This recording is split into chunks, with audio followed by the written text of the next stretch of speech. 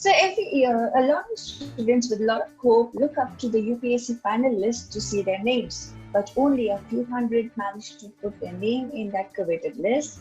And today with us, we have someone who is in the list this year with a fabulous rank. Let's welcome Shaheen, who has scored an All India rank of 396. Welcome, Shaheen. How are you? Thank you. I'm fine, ma'am. The list is out, and with this rank, I'm sure the first time you saw it, everyone must have been very excited, including your family and friends.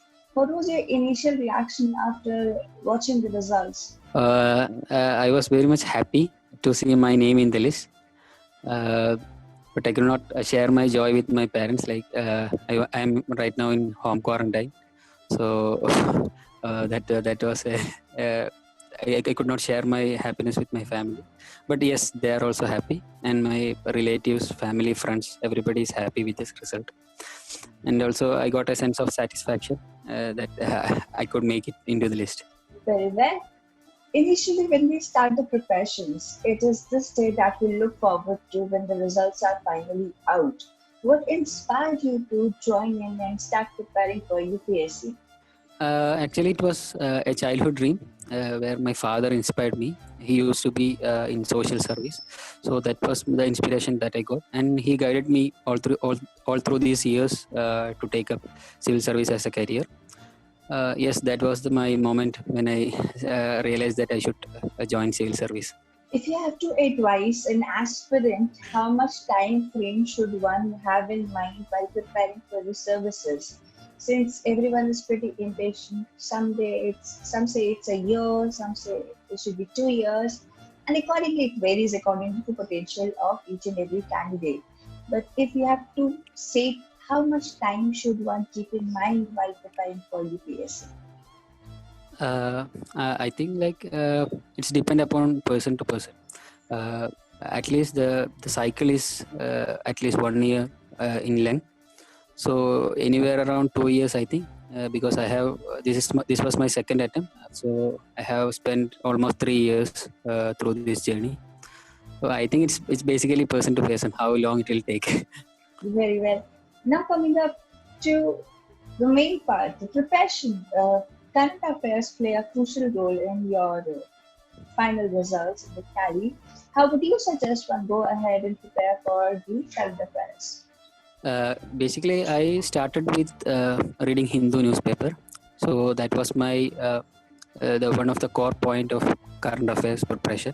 The biggest dilemma an aspirant faces is should they prepare for prelims separately or should they prepare for prelims along with mains? What's your take on that? My preparation was preparing both together, and then 2 or 3 months just prior to prelims, I focused on prelims, solving previous year's question paper and test series, preliminary test series. So that was my I did it like that way. I joined preparation. All right, coming up next. After your prelims is the main story.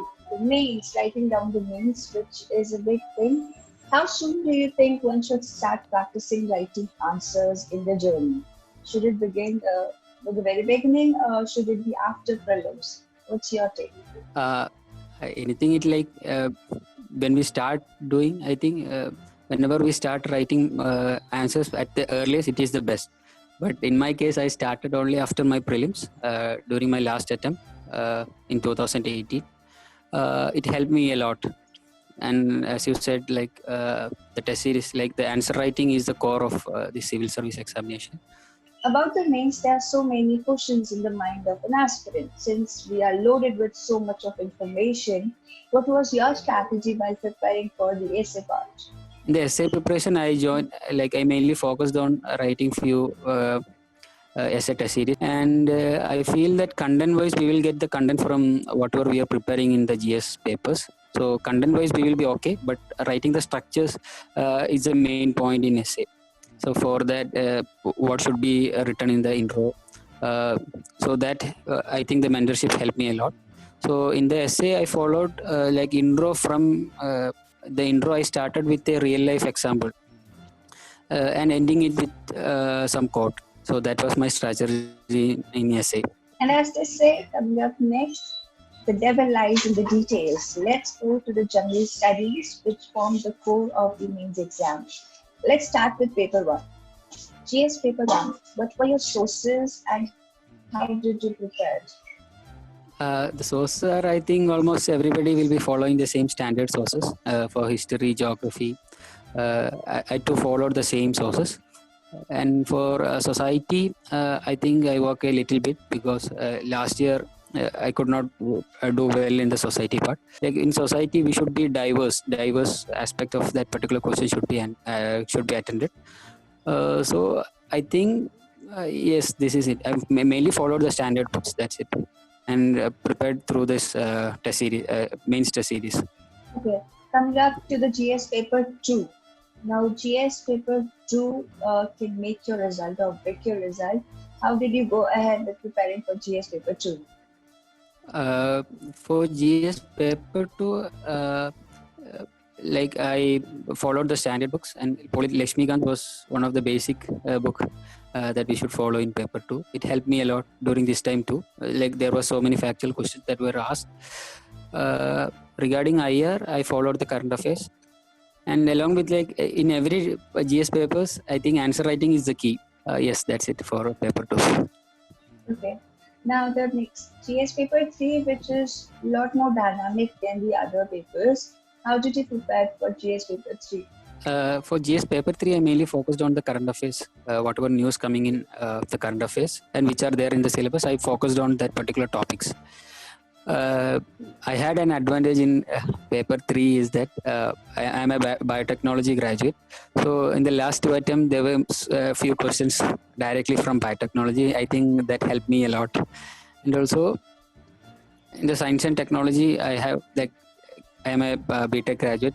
That was a added advantage for me, especially writing the science and technology part of paper 3. Economy, I followed mainly current affairs, what all things have been taught in the current affairs, and I followed budget economic survey for paper 3. Now the GS paper 4 is a bit confusing for everyone. How would you suggest aspirants prepare for GS paper 4?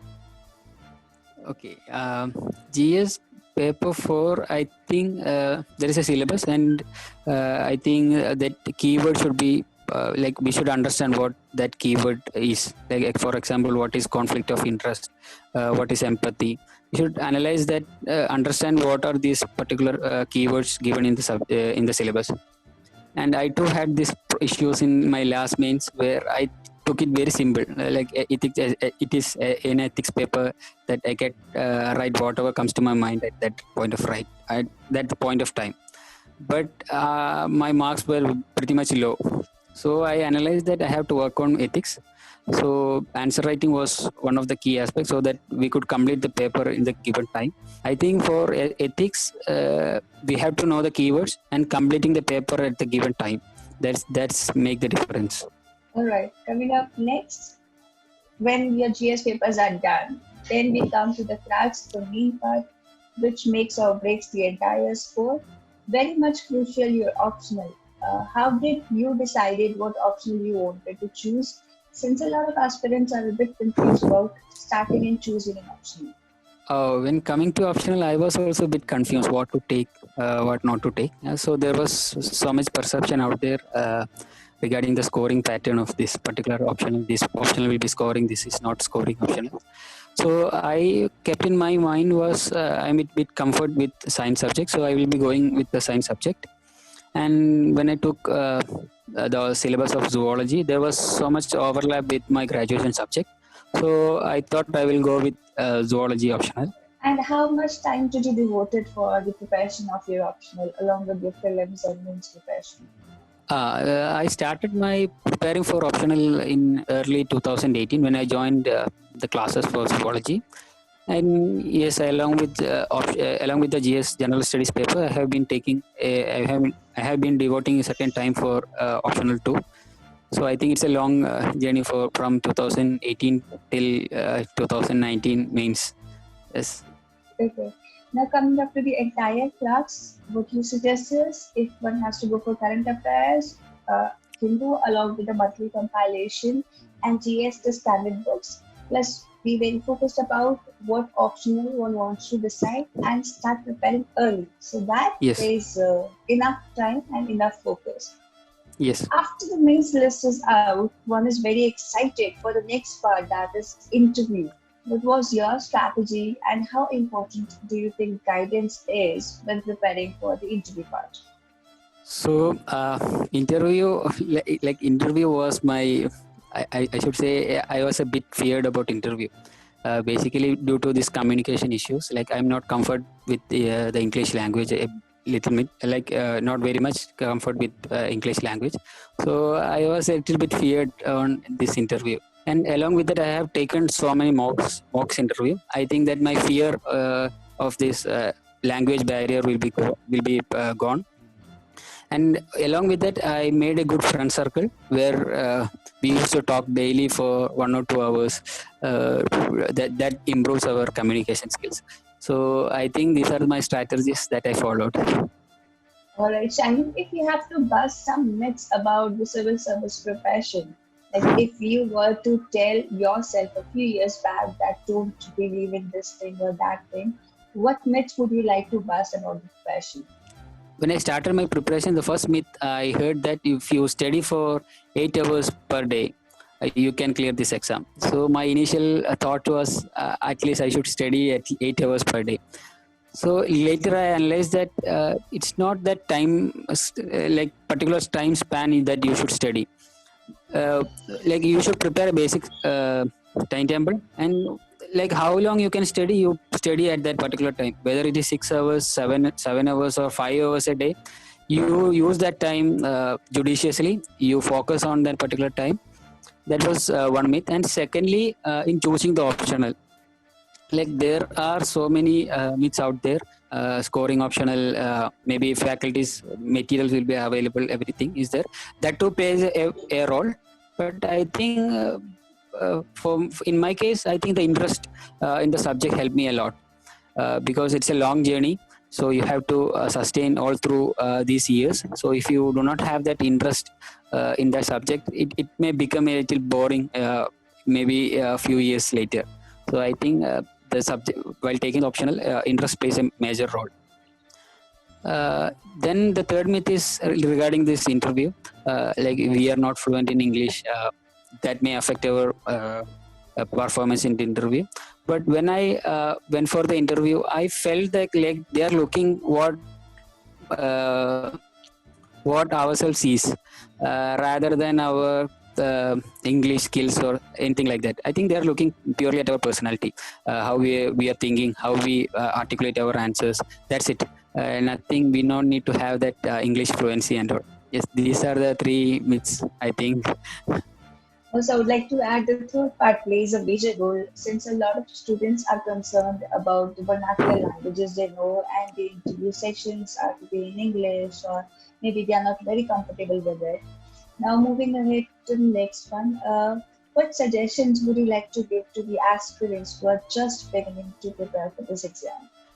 Uh, I think we should be very much focused in our studies. We have to study a lot many things in this examination.